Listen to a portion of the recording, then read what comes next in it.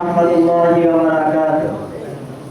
Alhamdulillahi wa kafa wa salamun ala ibadihi alladhina astafa amma ba'd. Fa'udhu billahi minasy syaithanir rajim. Bismillahirrahmanirrahim. Wa ma arsalnaka illa rahmatan lil alamin. Wa qala ta'ala laqad kana lakum fi rasulillahi uswatun hasanah. Qala Rasulullah sallallahu alaihi wasallam bu'ithtu li utammima maqamal akhlaq. অতঃপর জামি ইসলামী আমানত মাদ্রাসা কর্তৃক আয়োজিত আজকের এই বার্ষিক প্রতিযোগিতায় উপস্থিত আছেন সম্মানিত সভাপতি, বিজ্ঞান বিচারক মণ্ডলী ও সুদক্ষ পরিচালক, এবং আমার সামনে উপস্থিত আছেন জামিয়ার সর্ববিভাগের ছাত্র ভাইরা। সকলকে জানাই আমার পক্ষ থেকে আন্তরিক শুভেচ্ছা ও মোবারকবাদ।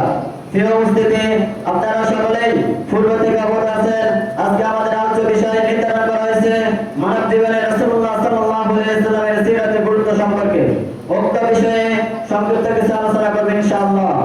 আল্লাহ তাআলা কোরআন মাজিদে বলেন, ওয়া মা আরসালনাকা ইল্লা রাহমাতাল লিল আলামিন। হে নবী, আমি আপনাকে পৃথিবীতে রহমত স্বরূপ প্রেরণ করেছি।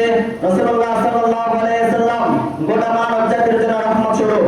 হযরত আদম আলাইহিস সালাম থেকে ঈসা আলাইহিস সালাম পর্যন্ত আল্লাহ তাআলা পৃথিবীতে লক্ষাধিক নবী রাসূল প্রেরণ করেছেন। হযরত ঈসা আলাইহিস সালাম থেকে 570 সাল পর্যন্ত যখন কোন নবী রাসূল আগমন ছিল না, যখন কোন দিনে দাওয়াত এসেছিল না, তখন তাদের যুগে নেমে এসেছিল অন্ধকার ছায়া। তাদের যুগটা হয়ে গেছিল আইনে জাহিলিয়াতের যুগ, যে যুগের মধ্যে মানুষের চরিত্র ও আচরণ ছিল পশুর মতো। লোকেরা একে অন্যের প্রতি জুলুম করত, সকলেই ব্যভিচারে লিপ্ত ছিল, এমনকি পিতামাতারা তাদের সন্তানদেরকে ফুটে রাখত।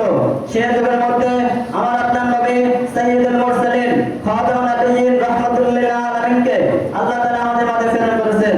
রাসূলুল্লাহ সাল্লাল্লাহু আলাইহি ওয়াসাল্লামের জন্মের সুসংবাদ এমন কোন বস্তু নেই যে তাদের কাছে জানিয়ে দেওয়া হয়নি।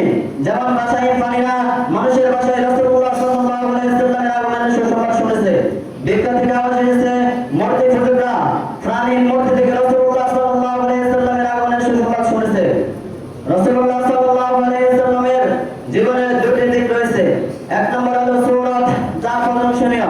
দুই নম্বর হলো সিরাত, যা অকরণীয়। সুরাত দান করার ক্ষমতা কোনো মানুষের নেই। কোনো মানুষ চেষ্টা করলে রাসূলুল্লাহ সাল্লাল্লাহু আলাইহি ওয়াসাল্লামের সুরাত দান করতে পারবে না, এবং তা মানুষের সাধ্যের বাইরে।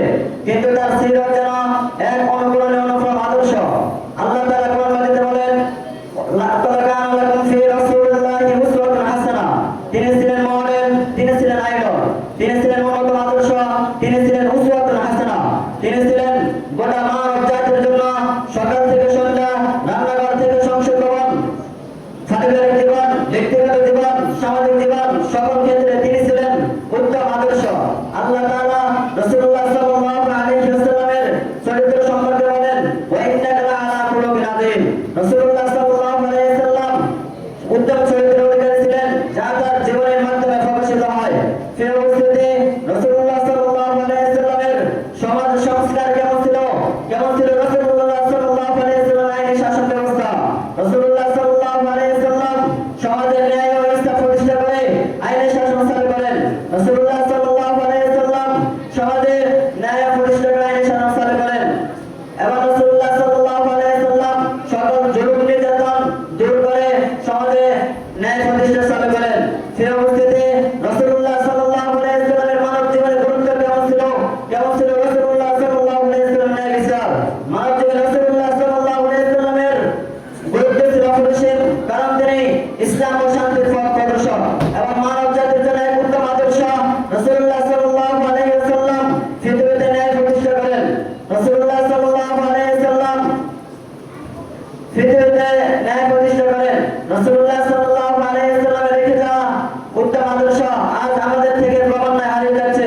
হারিয়ে যাচ্ছে রাসূলুল্লাহ সাল্লাল্লাহু আলাইহি ওয়াসাল্লামের ন্যায় বিচার, হারিয়ে যাচ্ছে রাসূলুল্লাহ সাল্লাল্লাহু আলাইহি ওয়াসাল্লামের ইনসাফ।